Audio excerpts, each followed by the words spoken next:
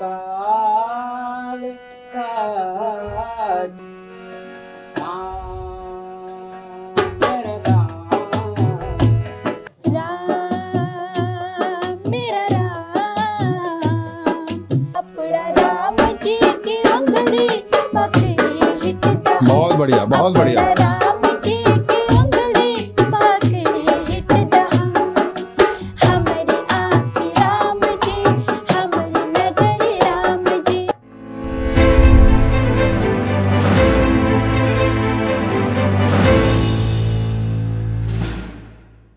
नमस्कार, मेरा नाम है डॉक्टर राकेश भट्ट और आज आपकी बात संवाद 365 के साथ इस बेहतरीन कार्यक्रम में आपका स्वागत करता हूँ। एक शेर है कि हैं बहुत से फूल जिन्हें मिला नहीं माहौल, खिलते तो हैं मगर जंगलों में रहते हैं। आज मैं ऐसे ही 3 फूलों को आपके बीच में उनकी खुशबू की महक के लिए लाया। हमारे बीच में लोक कलाकार निर्मल अनुरागी, मुकेश अनुरागी और उनकी बहन अंजलि अनुरागी। जैसा कि आप चित्र में देख रहे हैं, तीनों जन्मांध हैं, अशक्त हैं, असहाय हैं। लेकिन इतना कह देना मेरे लिए पर्याप्त नहीं है कि वो अशक्त हैं, असहाय हैं। संगीत और कला की विधा में निपुण होते हुए इन्होंने अपनी जीवन यात्रा को इस विधा से सहज और सरल बनाया है। संस्कृत की एक सूक्ति है, नरोत्तम दुर्लभम लोके विद्या तत्र च सुदुर्लभा। इस दुनिया में नर होना एक महान घटना है। लाख योनियों के बाद हमें मनुष्य का जन्म मिलता है। मनुष्य के जन्म के बाद विद्या का अर्जित कर देना उससे भी बड़ी दुर्लभतम घटना है, और विद्या में भी संगीत और कला को अपनाना उससे भी बड़ी दुर्लभ घटना है, और उसी संगीत और कला को शक्ति बना देना उससे भी बड़ी दुर्लभ घटना है। ऐसी शक्ति का पुंज इन्होंने अर्जित किया कि अपने जीविकोपार्जन का साधन ही नहीं बनाया, बल्कि जीवन को सहज, सरल और समाजोपयोगी बनाया। समाज के उन तमाम वर्गों के लिए एक रोशनी का काम किया, एक प्रेरणा का काम किया, और तमाम अभावों को झेलने के बाद भी, तमाम कष्टों को झेलने के बाद भी, पीड़ाओं को, वेदनाओं को और समाज की यात्राओं को झेलने के बाद भी आज ये अनुरागी लोग जो हमारे बीच में संगीत के साधक बन करके आए हैं, और इस मंच से हमारा उद्देश्य है कि इनकी व्यक्तिगत प्रतिभा को आपके माध्यम से विश्व भर में इनकी प्रतिभा फैले, इस उम्मीद के साथ में आज का हमारा ये विमर्श कार्यक्रम यहाँ प्रारंभ हो रहा है। मुझे उम्मीद है कि ये बड़ा रोचक हमारा ये आज का कार्यक्रम रहने वाला है। बहुत से अनछुए पहलुओं पर हम बातचीत करने वाले हैं, तमाम उन पक्षों पर बातचीत करने वाले हैं जिन पक्षों से संघर्ष करते हुए ये अनुरागी ब्रदर्स यहाँ पर पहुँचे हैं। इस कार्यक्रम में तीनों लोगों के साथ में मैं एक बार फिर से संवाद 365 का आभारी हूँ, जिन्होंने ऐसे दुर्लभ कलाकारों को इस मंच पर बुला करके आपसे रूबरू करने का अवसर दिया। तो सबसे पहले निर्मल जी, मैं आपका स्वागत करता हूँ। जी जी अच्छा, मैं हिंदी में बोल तो आप सहज रहो। जी जी जी सभी लोग होता है जी जी है ना। सबसे पहले बताइएगा कि आपका जन्म जी जी कहाँ, किस क्षेत्र में, गढ़वाल के किस क्षेत्र में हुआ है, और धीरे धीरे जो आपकी यात्रा कैसे आपकी ये प्रारंभ हुई है, थोड़ा सा अपने बारे में, तीनों लोगों के बारे में समग्र रूप से बता दीजिएगा। जी जी सर, बहुत बहुत धन्यवाद सर। सबसे पहले आपकी न्यूज़ की पूरी टीम को मैं आपका भी धन्यवाद करता हूँ। आपने हमें यहाँ पर जो ये मौका दिया है। तो सबसे सर, मेरा जन्म 1986 में हुआ, 86 को हुआ था।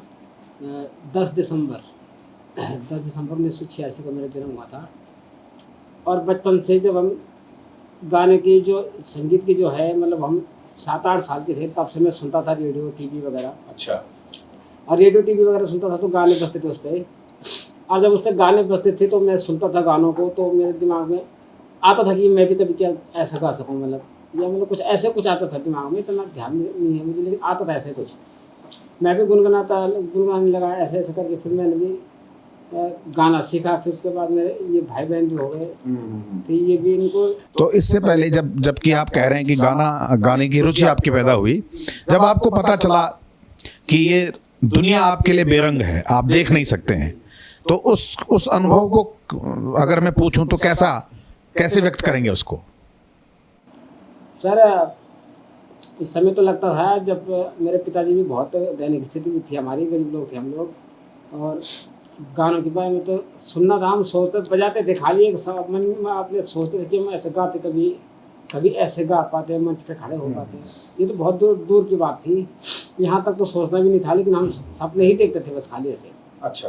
और पिताजी मेरे गरीब आदमी थे, तो कैसे करके हमें भरण पोषण होता था, तो हमें आगे कुछ नहीं कर पाए थे हम लोग। लेकिन पर इतना है कि मतलब जैसे हम ये गाना बजाना जो हमारे संगीत पे दिमाग में यही रहा, और इसी को लेकर हम चलते चलते आगे तक, जब मैं कुछ हासिल नहीं कर पाया, जब नहीं हो पाया जब हमसे कुछ भी, तो तब मैंने अपने उसमें अनुभव किया था कि यार क्या मेरी ज़िंदगी ऐसे हो गई, मतलब मैं ऐसा हूँ, कुछ नहीं कर पा सकता, कुछ नहीं कर सकते हम लोग, देख नहीं पाते। तो अब जिनके पास आँखें, इतना नहीं था ना मुझे कि अब मैंने तो ये सोचा कि अगर मेरे पास आँखें नहीं तो मैं कुछ नहीं कर सकता, मेरे पास जब आँखें ही नहीं है तो मैं क्या कर सकता हूँ।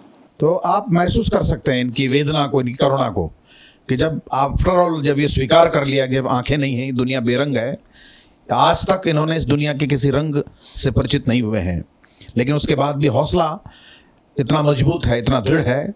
बशीर बद्र का एक शेर है कि हम भी दरिया हैं, हमें अपना हुनर मालूम है, जिस तरफ भी चल पड़ेंगे रास्ता हो जाएगा। तीनों लोग अपने अपने रास्ते बना रहे हैं अपने हुनर से। और मैं ये प्रश्न आपसे जानना चाहूँगा निर्मल जी, क्या पिताजी तो आपके ठीक ठाक थे, उनकी आंखें ठीक ठाक थी? माता पिता ये सब हमारे ठीक ठाक हैं। हम 5 भाई बहन हैं, 5 भाइयों में से हम 2 भाई और 1 बहन जन्म से ही मतलब नेत्रहीन हैं। और जो मेरे भाई है यहाँ पर आ रखा है, सबसे छोटा वाला, वो नॉर्मल ठीक है। अच्छा, वो ठीक है। और वो मेरी बहन भी है। उनका क्या नाम है जो भाई छोटे जो? विवेक अनुरागी। यहीं पे होगा वो, यहीं पे। ये ईश्वर का एक वरदान ये भी है कि विवेक शारीरिक रूप से स्वस्थ हैं, ठीक से देख सकते हैं। अगर यहाँ पे होगा सर तो दिखा सकते हो आप लोग। हाँ, विवेक को मैं फिर से फ्रेम में लाने की कोशिश करूंगा, लेकिन मैं ईश्वर का धन्यवाद भी देना चाहता हूँ कि तीनों की आंखें बंद करके विवेक उन्हें रास्ता दिखाते हैं, ऐसा मेरा विश्वास है। जी करते हैं, भाई मेरी सेवा करता है, काफ़ी सेवा करते हैं हम लोगों की, और हमारे साथ वही चलते हैं जहाँ भी हमें जाना होता है। और मेरे जो मतलब मेरी जो बहन है दूसरी वाली, तो उसकी शादी हो गई, वो भी नॉर्मल है। वो भी नॉर्मल, तो उसकी तो शादी हो गई सर। तो आपके जो नॉर्मल भाई बहन है, जो सामान्य स्थिति में है, उनका सहयोग आपको मिलता है पूरा? जी, वो जो और भाई बहन है हमारे, तो ये जो छोटा भाई है विवेक, ये करता है। जो मेरी बहन है वो शादी हो गई। अच्छा। तो कभी कभी जैसे कुछ हमें करते हैं, वो लोग सपोर्ट करते हैं। कभी अगर कुछ ऐसा कुछ ये घर पे कुछ भी होता है, कोई ऐसी बातें होती है जिससे हमें करना चाहिए तो करते हैं वो लोग। ठीक। तो ये एक सुखद बात इनकी पूरे इस कहानी में मुझे जो नज़र आती है कि 2 भाई बहन सामान्य अवस्था में हैं और समय समय पर उनकी सहायता करते रहते हैं। और विवेक के बारे में तो अभी आप कह रहे हैं कि वो कदम दर कदम उनका साथ देते हैं। अब थोड़ा सा मैं ये इस तरफ आने की कोशिश करता हूँ कि जो संगीत की आपकी यात्रा है, संगीत में जो आपकी रुचियाँ हैं, ये कहाँ से प्रेरणा आपको तीनों लोगों को मिली और कैसे इसकी शुरुआत आपने अपने जीवन में करी है? सारे गाने सुनते सुनते हमारे, सबसे पहले तो मैं ये बोलूँगा कि हमारे स्कूल है, हमारे गांव में प्राइमरी स्कूल है एक। ठीक। तो वहाँ पर जैसे गणतंत्रता दिवस आता था, कुछ भी ऐसे आज़ादी का दिन या 26 जनवरी कुछ भी आता था, उसमें गाने का अवसर मिलता था मुझे। जी। मैडम बोलती थी खड़े हो जाओ, तो मैं गाता था। जी। ऐसे ही करते गाता था, लेकिन ऐसे से उनको ठीक ठाक लग गया गाना तो इनाम दे देते। वो उस टाइम की बात है, कोई 10 रुपये 5 रुपये ऐसा कुछ होता था, तब इनाम हो जाता था। तो मैडम ने ऐसे पता नहीं उन लोगों ने एक BRC की स्कूल थी, वहाँ पर किसी मैडम से बात करवाई। अच्छा। और उन्होंने भी हमारे वहाँ बुला दिया 15 अगस्त में। जैसे हम वहाँ पे गए तो हमारे कार्यक्रम देखा, तो पता नहीं वहाँ से कोई उनकी गढ़वाल, यहाँ कोटद्वार में रहते थे, वो उनके रिश्तेदार है ना यहाँ कोटद्वार में। जी। तो गढ़वाल सभा के अध्यक्ष है वहाँ पर योगेंद्र सिंह रावत जी। जी। उन्होंने देखा था हमें सबसे पहले। तब से लेके वो हमें बार बार कोटद्वार में अवसर देते रहे हैं। अच्छा। उनका जो जब भी होता था, कुछ महिला दिवस का, विकलांग का दिवस का, कुछ ऐसा होता था, तो हमें अवसर देते थे वो लोग। ठीक। लेकिन अगर मंच तक नहीं पहुँच पाए हम लोग। तो ऐसे ही करके मतलब लोकगीतों का जो हमारा जो गीत है, हम लोग बचपन से ऐसी रुचि रखी कि हम लोकगीतों का जो उन्हीं को ज़्यादा सुनते थे हम लोग। जी। तो जैसा आप कह रहे हैं कि मंच तक आप नहीं पहुंच पाए, ये हमारी समाज की कुछ विविधताएं भी इस तरह की रही हैं। शोषित दमित लोग वैसे ही मंच तक नहीं पहुंच पाते हैं, लेकिन आज का जो सजग मीडिया है, ख़ासतौर से जो हम अब संवाद 365 का अगर उल्लेख करें तो ये एक बहुत अच्छी पहल आप लोगों के लिए। सर मैं सबसे सब बताना चाहूँगा इस माध्यम आपकी न्यूज़ के माध्यम से जी कि हमें जब मंच नहीं मिला था जी तो उत्तराखंड के सुप्रसिद्ध संगीतकार श्री राजेंद्र चौहान जी और दीदी कल्पना चौहान जी हैं। अच्छा तो उन लोगों का एक कार्यक्रम उन्होंने तैयार किया विकलांगों के लिए, दिव्यांग प्रोग्राम जी जी GNIC का नाम है, दिव्यांग स्किल डेवलपमेंट करके उनका GNIC का नाम है। जी जी मुझे ध्यान है इसका। जी, तो उन्होंने वहाँ पर हमें अवसर दिया था और बड़े से बड़े मंच दिए उन्होंने उसी के माध्यम से। लेकिन जब हम वहाँ पर जो वो कार्यक्रम होता है विकलांगता का, उसी में हमें अवसर मिलता था। अच्छा। लेकिन उसके बाद अब काफ़ी समय हो गया, काफ़ी समय से कार्यक्रम वगैरह घर पर ऐसे मिलते नहीं है, लोकल कार्यक्रम इतने होते नहीं है। लेकिन जिस हिसाब से मैं चाहता था कि मुझे ऐसा हो मिले वैसा मिले, उस प्रकार से नहीं हो पाया। आपके पास 3,500 लोकगीतों का संग्रह है, ये बड़ी अद्भुत अपने आप में एक बात है। आज के जो तथाकथित जो लोक गायक, रातों रात बनने की जो ख्वाहिश रखने वाले जो लोग हैं, उनके लिए भी एक संदेश है कि लोकगीतों का संग्रहण करने के बाद ही आप अध्येता बनते हैं, संस्कृति के वाहक बनते हैं, ना कि एक रात एक गीत के सुपरहिट होने के बाद लोकगीत या लोक गायक बन जाते हैं। तो मैं नमन करता हूँ, 3,500 लोकगीत अगर आपके पास हैं तो ये कैसे, कहाँ से आपका संकलन हुआ है? ये संकलन मेरे पिताजी स्वर्गीय सिंह जी थे, मेरे पिताजी ये जो नहीं रहे जी जी। तो मेरे पिताजी कलेक्ट करके बोलते थे हमें पहले बचपन में, ऐसे से गीत गाकर बोलते थे कि ऐसे गाओ, ऐसे गीत सुनता अच्छा, था। तो ऐसा करेंगे कि बातचीत हमारी लंबी होगी जी। उन 3,500 लोक गीतों में से कोई एक ऐसा गीत, आपके दोनों भाई बहन यहाँ पर हैं, सामूहिक रूप से अगर हमारी वार्ता के पहले चरण में अगर एक गीत हम सुनेंगे तो ये हमारा कार्यक्रम थोड़ा सा और संगीतमय हो जाएगा। जी सर, तो एक गीत सुनाना चाह रहा हूँ मैं आपको, एक नथुली वाला जी, कि पहले ये 1871 का गीत है ये, और इस गीत को हमारे हिंदी बॉलीवुड में भी गाया गया है गीत। अच्छा। तो ये इसमें क्या होता है कि जो गढ़वाली में हम बद्दी वादन बोलते हैं, हाँ। ये कभी गीत लगाना चाहता है, गाना चाहता है, गीत का हल्का मोड़की का ठोकदार गीत कि हमें बासी गीत नहीं सुनना है, अगर सुनाना है तो ऑन द स्पॉट अभी ताज़ा गीत सुना। ये किस्सा मुझे कृष्णा बगोट जी भी बताते हैं कि किसी ठोकदार के आंगन में जब बेड़ा परंपरा के लोग, हमारे यहाँ बादी भी कहते हैं, बेड़ा भी कहते हैं, तो वो जब गीत उन्होंने शुरू किया तो उन्होंने कहा नहीं, बासी गीत नहीं चाहिए, ताज़ा गीत चाहिए। और तब ताज़ा गीत मेरे ख्याल से जो अंग्रेजी में जिसे कहते हैं एक्सटेम्पोर गीत बनाने की हमारी लोक कलाकारों के बड़ा स्किल रहा है, उनकी प्रतिभा रही है। तो पहले वो ताज़ा गीत आप सुनाएंगे, उसके बाद में एक और किस्सा से जुड़ा हुआ जो बगोट जी कहते हैं वो मैं सुनाऊंगा।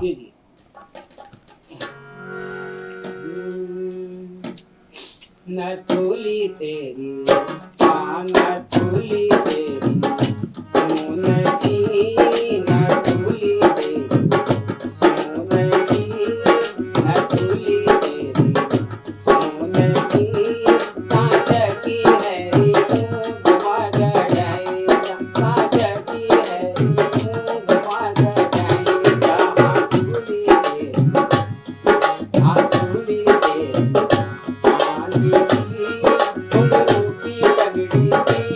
आंसुली तेरी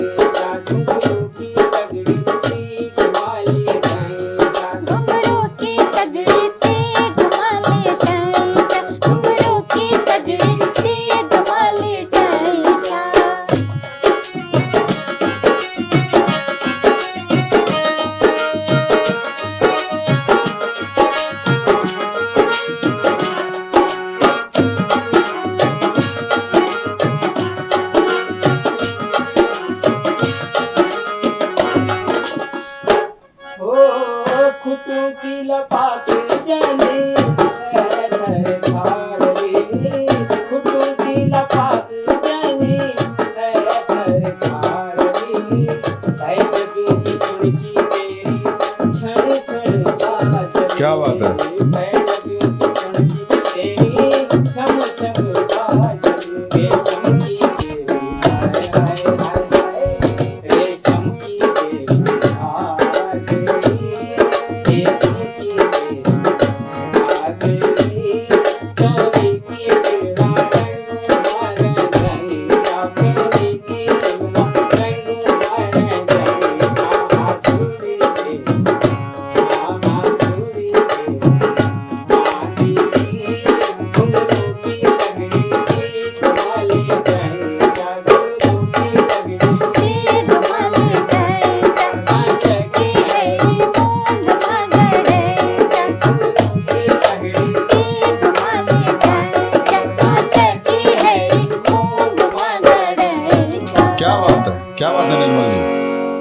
जैसा कि मेरे को कुछ दिनों पहले कृष्णा बगोट जी ने भी एक किस्सा बताया था कि थोकदार जी को ताज़ा गीत चाहिए था, तो ताज़ा गीत जब गाया गया तो इस गीत की इतनी चमक हुई, इतनी लोकप्रियता हुई कि बॉलीवुड के सिंगर्स ने, उनके म्यूजिशियन ने भी इस गीत को रखा। पीतल की मोरी गागरी, कुछ ऐसा गीत है वो। तो ये धुन अगर आपको रिमाइंड हो रही हो तो याद करिएगा, और ये गर्व करिएगा इस बात का कि पहाड़ के लोक संगीत को भी किस तरह से फिल्म के लोग हाईजेक कर लेते हैं। तो ये बहुत अच्छा गीत आपने सुनाया, और ऐसे हज़ारों गीत निर्मल जी और उनके साथियों के पास, उनके भाई बहनों के पास हैं। यहाँ मैं देख रहा था आपके भाई के हारमोनियम पर जो उंगलियाँ थिरक रही हैं, तो ये कब से हारमोनियम आपने प्रारंभ किया है बजाना? जी, उस समय पे मैं छोटा था, कम से कम 6-7 साल का। अच्छा। तो एक मार्केट्स में एक छोटा सा एक साज होता था, छोटा सा खेलने का, हाँ। जो कि 20-25 रुपये का आता था उस समय पर। अच्छा। तो उसे लाया था, तो मैं उसमें मतलब सौ के समय उसे मैं बजाता रहता था ऐसे ही। तो सब मतलब पहले उससे बजाया, फिर उससे बड़ी चीज़ बजाई, उसके बाद तब फिर हाथ सेट होता रहा, फिर उससे ज्ञान मिलता रहा। तो उसके बाद मैंने हारमोनियम। ये परंपरागत रूप से सीखा है कहीं किसी के पास जाकर? नहीं जी, नहीं। ये अपने प्रैक्टिस जी, से ही? अपने खुद का प्रैक्टिस, मतलब स्वस्फूर्त है आपका ये? जी। तो देखिए, ईश्वर का एक अगर अन्याय है तो कुछ न्याय भी है। ऐसा कहा जाता है कि ईश्वर अगर कोई एक शक्ति आपसे ले लेता है तो उसके बदले 10 शक्तियां आपको दे देता है। और अगर उन्होंने आंखें आपको नहीं दी हैं तो स्मरण शक्ति आपको दी है, व्यक्तिगत कौशल आपको दिया है, तो इसका भी हमें ईश्वर का धन्यवाद करना चाहिए। और मैं देख रहा था कि जिस तरह से आपका एक एक्यूरेट, जिस तरह से अपनी कॉर्ड पर और रीड पर आपकी उंगलियां चल रही हैं, ये वाकई काबिल तारीफ है। और उसी तरह से ढोलक की जो थाप है, और उसके साथ ढोलक के साथ गाना थोड़ा मुश्किल काम होता है, ये मैं आपको बताऊं। और संगीत को जानने वाले लोग तो ये इस बात को जानते हैं। उसके बाद भी आपकी स्वर लय ताल नहीं टूट रही हैं, ये एक बड़ी गजब की बात है।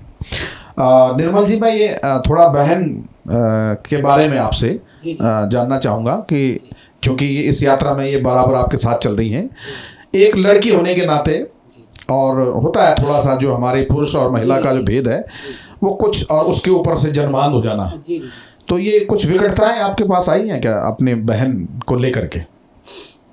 जी सर, सोचता था मैं पहले बहुत काफ़ी, जब कि मतलब हम जैसे कि मैं या मेरे भाई तो चलो 1% के लिए हो भी, ऐसा है भी तो, लेकिन एक बहन के बारे में, लड़की के बारे में ऐसा हो जाना थोड़ा सा विकट स्थिति होती है। थोड़ा नहीं, बहुत है ना? काफ़ी है मतलब, क्योंकि इसलिए है कि अभी तो जो भी है हमारे साथ में मम्मी है, पापा तो नहीं रहे, और जब माँ है तब तक, लेकिन जब मम्मी नहीं रहेगी तब की जो स्थिति होती है वो खराब होती है। लेकिन उसके पास माँ सरस्वती ने कला, ये जो हमारे ऊपर जो आशीर्वाद किया है जी, तो उससे थोड़ा सा लगता है कि कुछ ना कुछ कहीं ना कहीं तो माँ भगवती माँ तो उसके लिए भी सोचा होगा। लेकिन सोचता था मैं, कभी कभी ऐसे होता था, और कभी आता है ये मन में ख्याल कि कभी अगर ऐसा नहीं हो, ऐसा होता तो ऐसा हो जाता, कभी होता है। लेकिन जब ये आशीर्वाद मिला तो हो सकता है, हमारे गुरु जी का जब से हमारे आशीर्वाद है तो हो सकता है कुछ ना कुछ इसके लिए अच्छा ही होगा, उम्मीद करता हूँ मैं। देखिए, तमाम जो जीवन की जो विकटताएं हैं, जीवन का जो विद्रूप है, उसके बाद भी उम्मीदों की लौ निरंतर जल रही है इनके जीवन में। और निर्मल जी को जितना मैं सुन पा रहा हूँ, जितना मैं उनकी बातों को अनुभव कर पा रहा हूँ, उन्होंने कभी आशा का दामन नहीं छोड़ा है। और वह ऐसा इसलिए भी है क्योंकि माँ सरस्वती की कृपा तीनों लोगों के ऊपर है। और सरस्वती की कृपा जब होती है तो जीवन बड़ा सहज होता है, सरल होता है।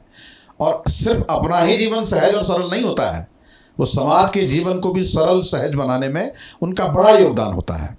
तो ये जो संगीत की जो पूरी इनकी यात्रा है, संगीत का जो इनको प्रभु द्वारा दिया गया जो वरदान है, उस वरदान से वो समाज को भी पल्लवित कर रहे हैं, समाज को भी पुष्पित कर रहे हैं।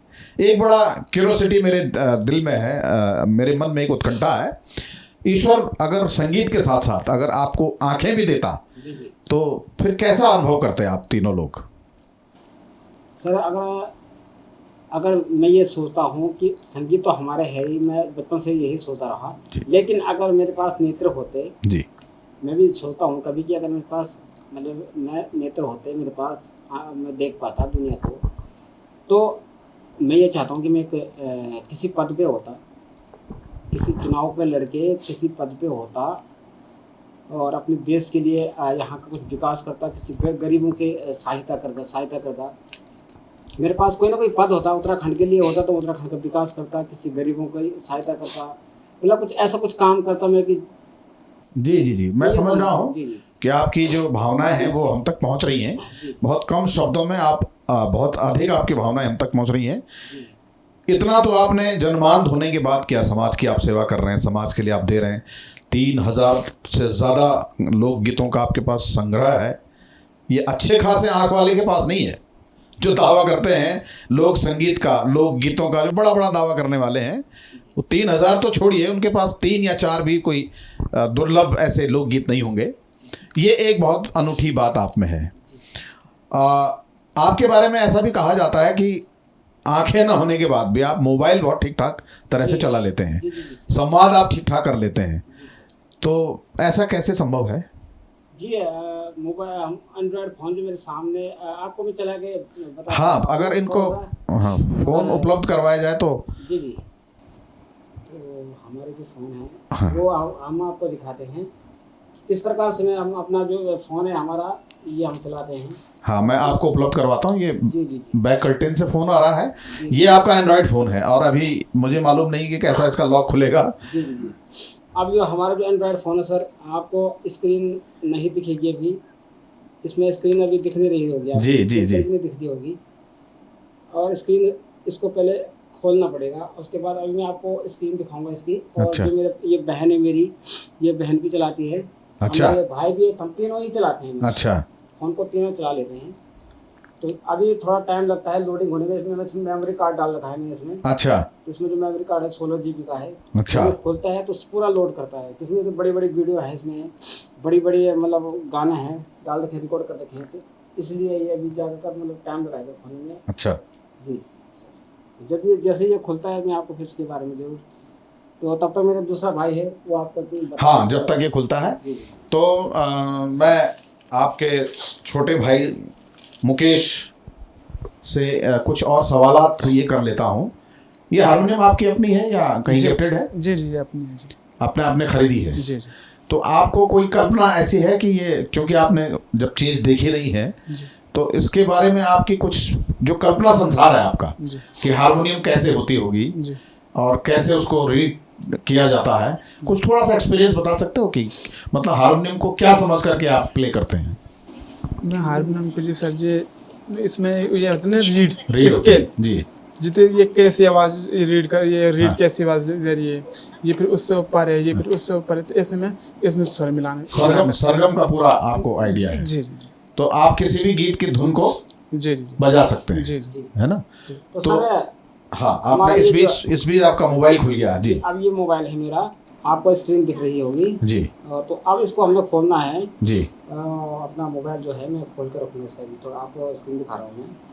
तो हमारा जो मोबाइल है ये अनलॉक हो गया है। हाँ हाँ अब इसमें हम आपको सबसे पहले दिखाएंगे हम किस तरह का से मोबाइल चलाते हैं। हम सबसे पहले आपको फ़ोन में जाएंगे। हम जैसे कि हम किसी से बात करते हैं अच्छा तो ये मेरे कांटेक्ट नंबर हैं जितने भी हैं सारे, यहाँ पर मेरे कांटेक्ट आएगा। आंटी जी, आनी, जो भी है ये, और कमल भारद्वाज, जितने भी कमांडर भाई, कृष्णा पगोड़ जी, जितने भी यहाँ पर है, ये सारे नंबर आ गए। तो इनको अगर हम डायल करना है जैसे किसी का नंबर, तो जी। अभी मैं ऐसे डायल तो नहीं करूँगा, हाँ हाँ लेकिन फिर भी मुझे आइडिया आ गया है कि हाँ। आप मतलब इसके तो इसमें जब हम क्लिक करूँगा तो करेंगे हम लोग, तो उन्हीं को जाएगा कॉल। सर जी को जैसे कृष्णा पगोड़ जी, सर जी गुरु जी हमारे, जी और ये कमांडर भाई जी है, उधर कमल भारद्वाज जी है यहाँ पर, उसके ऊपर बहुत सारे नंबर है। ये आंटी जी, आनी, सब नंबर है ये। तो ये भी देखिए एक अपने आप में एक अद्भुत कमाल है। और हालांकि एंड्रॉयड की अपनी कुछ फैसिलिटीज़ होती हैं, लेकिन उस फैसिलिटीज़ को किस तरह से लिया जाता है ये स्किल भी इनके ऊपर है। अब जैसे सर हमने किसी को फ़ोन लगाना है, जैसे जैसे कोई नंबर मेरा सेव नहीं रहता इसमें, अच्छा तो जैसे मेरा नंबर सेव नहीं है तो उनको कैसे मिलाना है नंबर, तो ये इनको नंबर मिलाने के लिए है। देखिए आप हमारे डायल पैड देख सकते हैं, डायल पैड है, ये 9 है, ये 6 है, ये 3 है। इसी प्रकार से मैं नंबरों को डायल करता हूँ। यहाँ देखिए 4 7 जो भी है, ये है वगैरह सब, तो यहाँ से मैं अपना नंबर मिला करके यहाँ डायल कर देता हूँ नीचे। ये हमारा डायल पैड आ गया हमने नंबर मिलाने के लिए। बहुत बेहतरीन है ये। और जैसे अब जैसे हम व्हाट्सअप अपना चालू कर रहे हैं, तो मैं आपको बताऊंगा कि जैसे व्हाट्सअप में, तो हमारा ये जो व्हाट्सअप है ये चालू हो चुका है। जी यहाँ पर जो है मेरे पास बहुत सारे मित्र हैं मेरे, प्रतीक कोहली, पता नहीं कौन कौन है, संतोष जी। प्रतीक कोहली का मैसेज आ रखा है। अच्छा। यहाँ पर ये जो सबसे ऊपर जो नंबर है ये संतोषी का नंबर है, और ये प्रतीक कोहली का नंबर आ गया, वहाँ पर उन्होंने कुछ भेजा होगा। ये है कविता, ये जितने भी ओमा भट्ट दीदी जी हैं, श्वेता बिष्ट जी, नीचे नीचे सारे जितने भी जी हैं, जी जी जी ये सब हमारे WhatsApp ये बहुत बेहतरीन आपके जीवन में एक ये अध्याय है। मैं ये कह सकता हूँ कि ये आज के दौर में जबकि सबसे बड़ी ज़रूरत हमारी कम्युनिकेशन है। और मैंने सबको जवाब भी दिया है जिनके साथ मैंने बात करी हुई है, तो मैंने सबसे जवाब भी दे रखा है कि मैंने कह के जैसे मैंने जिनके साथ मैंने बात करी होगी तो उनसे मैंने जवाब दिए है। ये भी मैसेज दिख रहे होंगे आपको। हाँ हाँ, हमने मैसेज भी दिख जवाब रहे दिए हैं, हैं। तो और आप इनको टाइप कैसे करते हैं? ये टाइप करने के लिए है, यहाँ से ये मेरे आ गए हाँ। टाइप करने के लिए जी, है, जी, यहाँ जी। से टाइप करके और ऊपर से सेंड कर देने के लिए। वाह ये अगर वॉइस मैसेज देना हो जी। तो ये नीचे यहाँ पर ये है, वॉइस मैसेज को हम वेब तक क्लिक करते हैं तो वॉइस मैसेज चला जाएगा उनके लिए। तो ये हमारा व्हाट्सअप हो गया। जी जी जी। तो निर्मल जी, बात ये है कि जहाँ तक बहुत से दुखदाई पहलू हैं, उसमें से बहुत सुखदाई पहलू ये भी हैं कि आप अपने लाइफ स्टाइल जैसा आज के दौर में लोगों का है, उस लाइफ स्टाइल से भी आप यूज टू हुए हैं। जैसे आपका हारमोनियम बजाना, आपका मोबाइल चलाना और बहन का सुर में सुर मिलाना, ये एक तरह से कह सकता हूँ कि वे प्रकृति के साथ जो सामंजस्य आपने किया है, ये आपके लिए वास्तव में बहुत सुखद है। और मुझे भी व्यक्तिगत रूप से देखना ही बहुत सुखद महसूस हो रहा है कि आप अपने मतलब जिस तरह से ज़िंदगी को चलना चाहिए और लगभग सामान्य अवस्था में आप जीवन को जी रहे हैं। पुनः संगीत के पक्ष पर लौट करके आते हैं। जो आपने लोकगीतों का जो संग्रह किया है, उन लोकगीतों में अगर मैं ये जानना चाहूँ कि सबसे प्रिय आपको या सबसे ज़्यादा पसंद किया जाने वाला आपका जो गीत है वो कौन सा गीत है? सर गीत तो सभी ही इन लोकगीतों में तो सभी गीत अच्छे ही हैं।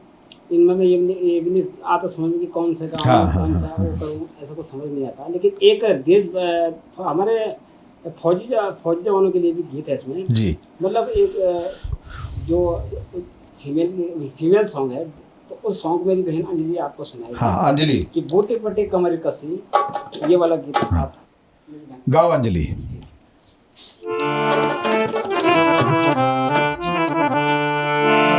बूटे पट्टी कमर कसी, कान सज ऊंचा ऊंचा, हिमालय माँ बर्फ पड़ी ऊंचा।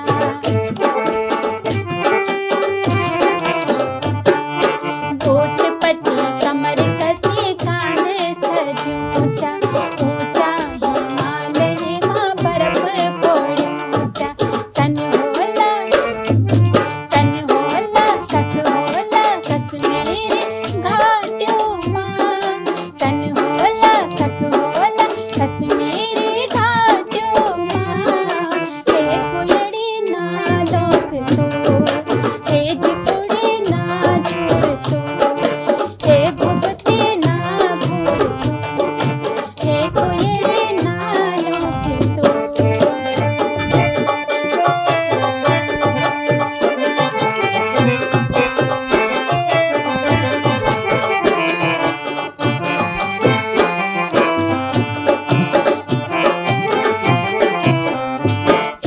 हल्दी पे सेक सिलटी पिंगली बगीचा, गोला माँ छोटे छोटे बढ़वे लगीचा।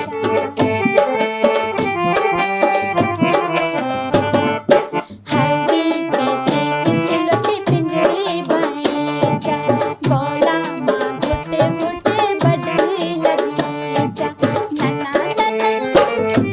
नन्ना नन्ना स्वामी बिना घासो घोटे दूने, स्वामी बिना घासो घोटे दूने।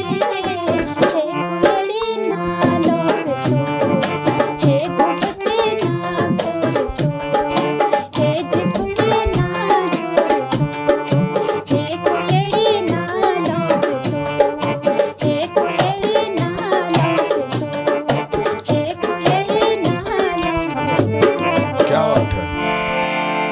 मैथिली शरण गुप्त की कुछ पंक्तियां हैं कि जो जन हो असहाय अनाथ, रखो उनके सर पर हाथ, शिक्षित बने अकिंचन बाल, निकलेंगे तभी तो वे गुदड़ी के लाल।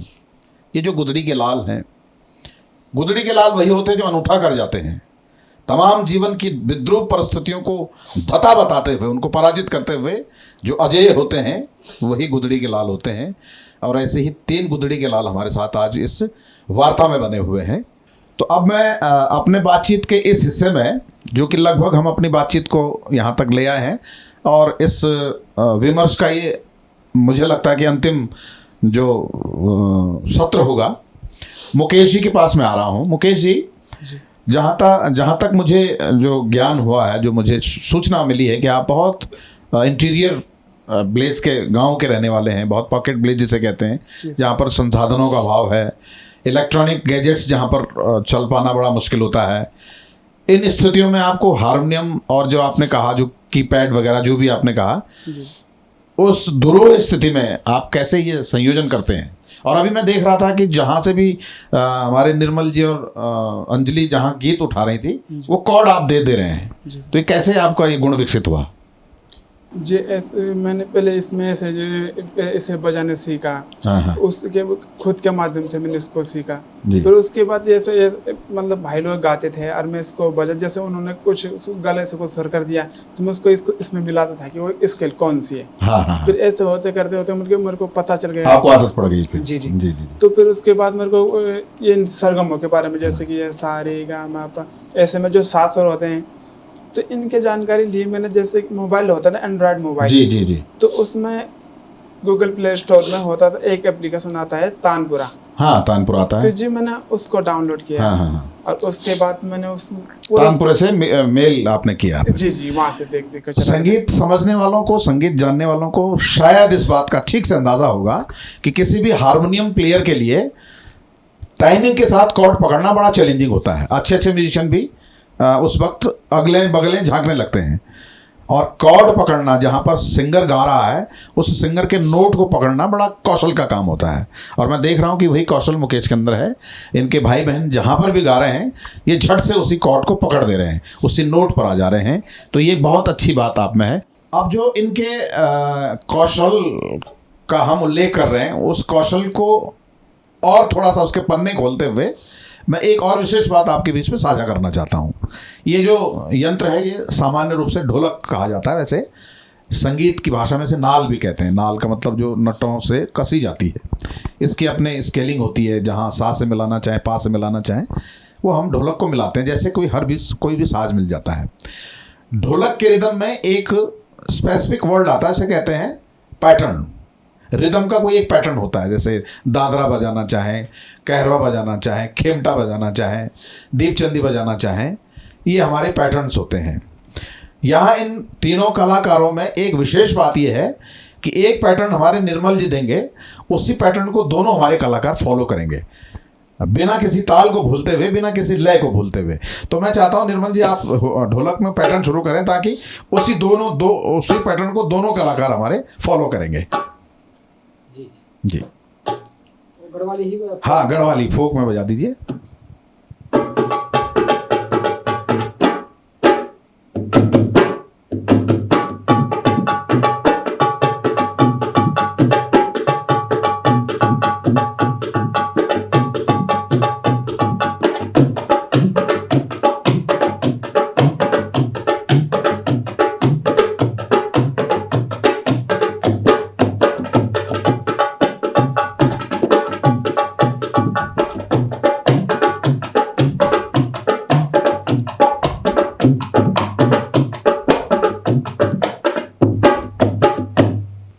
अब मैं चाहता हूँ अंजलि, इस पैटर्न को तुम फॉलो करो,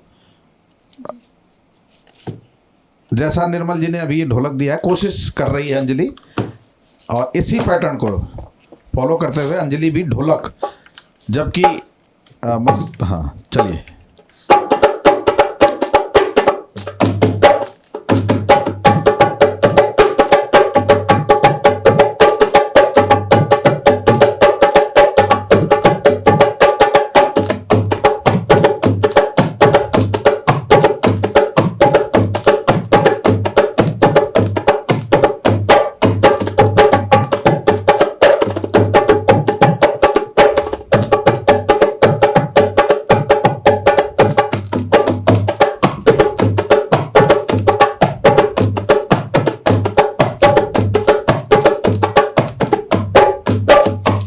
बहुत बढ़िया, कमाल की बात है। और अब बारी मुकेश की आती है, मुझे पकड़ा दीजिए ढोलक।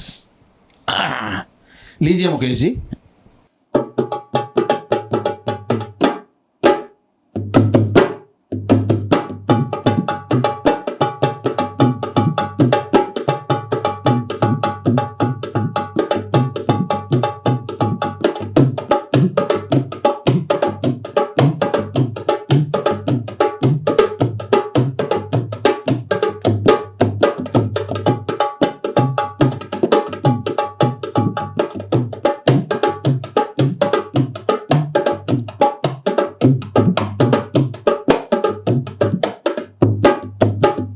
तो दर्शकों, आप तमाम चीज़ों को देखते हुए अब आप ये देखिए कि इन तीनों लोगों की प्रतिभाएं आपस में हस्तांतरित भी हुई हैं, ढोलक के स्तर पर भी। और आप देख रहे हैं आपकी अंजलि अब हारमोनियम पर आ गई है।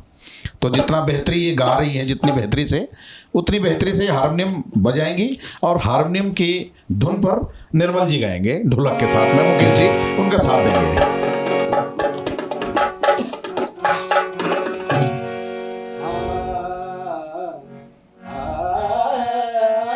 क्या बात है।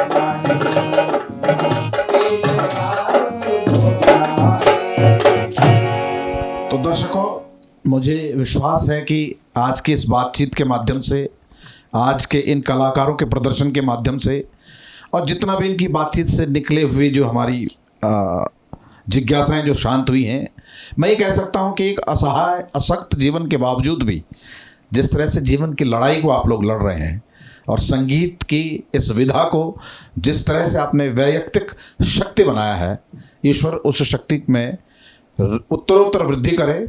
आप अपने जीविकोपार्जन के साथ साथ जीवन की तमाम उन मुश्किलात को पार करते हुए एक सुखद और मंगलमय जीवन जिएं, ये मैं प्रभु से कामना करता हूँ। विषय के तमाम पक्षों को आपने महसूस करते हुए कई चीज़ों को जाना होगा। कृष्णा बगोट जी हमें बताते हैं कि तीनों कलाकारों की मन स्थिति, जीवन स्थिति, उनकी दुख विपदाओं, पीड़ाओं और जीवन की जितनी भी कठिनाइयों पर लेकर के उन्होंने अनुभव करते हुए एक गीत रचा, एक गीत बुना और इनके कंठों में उस गीत को उतारा। तो मैं निर्मल जी से ये आग्रह करूँगा, निर्मल जी वो गीत जो बगोट साहब ने आपके लिए लिखा है वो हमारे दर्शकों को आप सुनाएंगे तो उन्हें अच्छा लगेगा।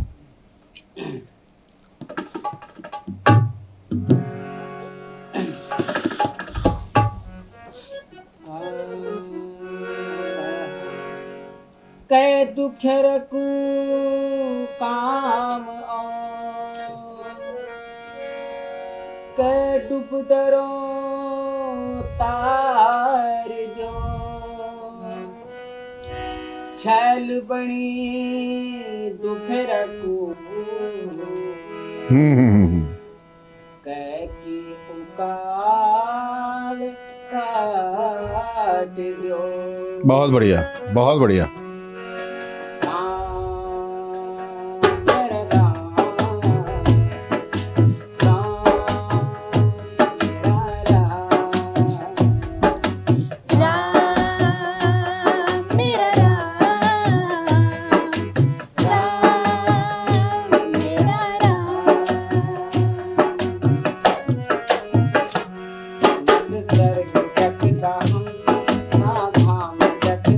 नत स्वर्ग देखदा हम ना धाम देखदा हम नत अपना खोटा मूड़ को बाट देखदा हम नत अपना खुटा मोड़ को बाट देखदा हम अपनी बंद नजर को दुख नहीं पता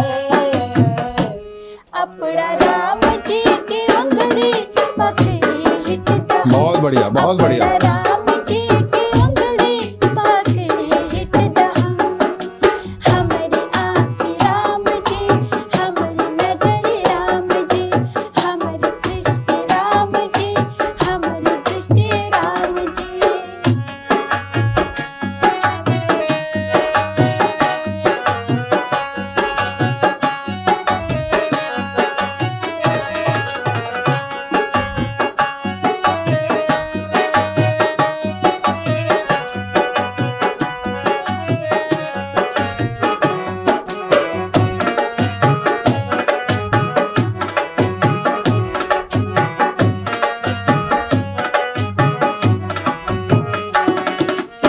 हम यकली छो अंधरमा और बिते हो लगी बहुत बढ़िया। बीते हो लजी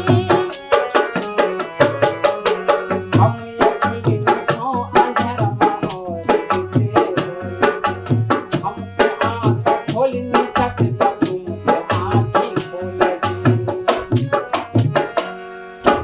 रंग देखदा हम ना रूप देखदा हम नत रंग देखदा हम ना रूप देखदा हम अपना राम जी को रोज नई रूप देखदा हम कहा अपना राम जी की उंगली पकड़ी हिटदा हम अपनी बंद नजर को दुख नहीं पता अपना राम जी की उंगली पकड़ी हिटदा हमारी आँख राम जी हमारी नजर राम जी हमारी सृष्टि राम जी हमारी दृष्टि राम जी हमारी आँख राम जी हमारी नजर राम जी।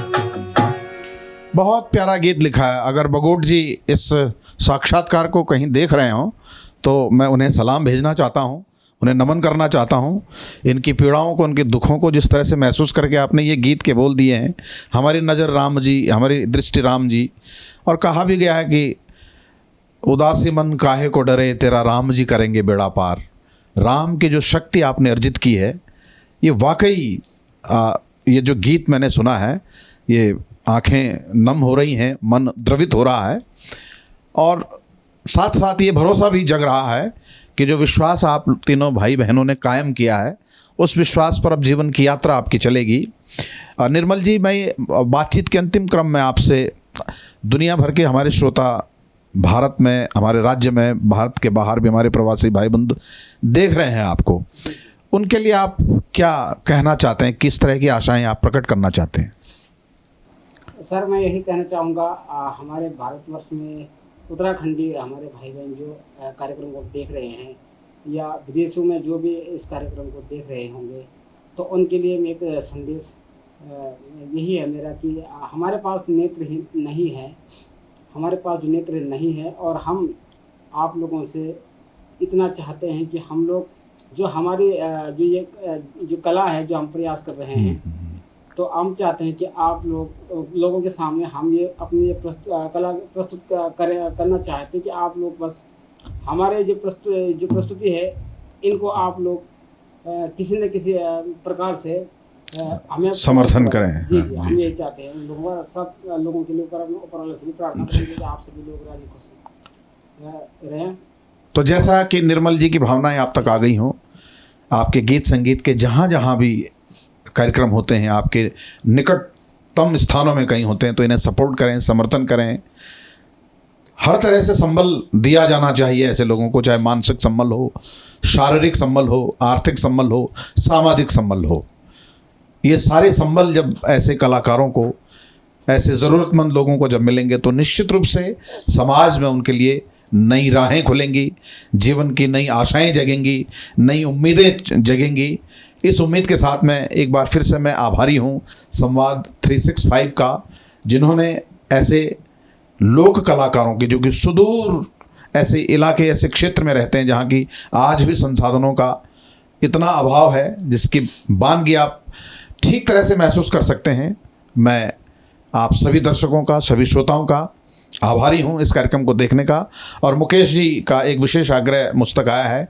इनका अपना एक निजी यूट्यूब चैनल है, मुकेश अनुरागी यूट्यूब चैनल, जिस पर इनके अपने और लोकगीत समग्र रूप से संकलित किए गए हैं।